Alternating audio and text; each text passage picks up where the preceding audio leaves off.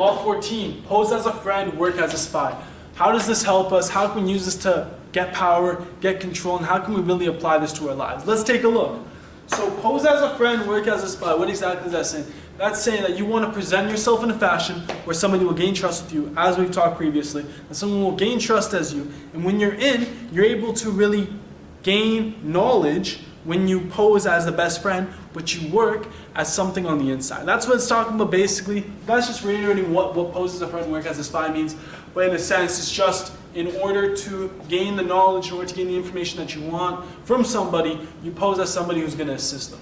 Now, how would you really assist them in this sense? First, in order to assist them, you need to build trust. You need them to have trust with you. Now, this doesn't have to be a full trust, but you want them to believe it's trust. By full trust, I mean you don't have to fully be like giving them stuff so they would trust you. It's kind of like, in a sense, deception, but I wouldn't practice deception. I'd just be saying that's how it works, that's how the law operates, but that's what I mean. And then you want to gather information. You want to gather information that's relevant to you. Now, we see this done in business all the time, where businesses do this in order to get what they want from other companies, but we just want to know what we want to know, and then we go get that once we're in. That's how it is. You want to be discreet. You can't let them know your next move. This is similar to just how power and deception works in that sense.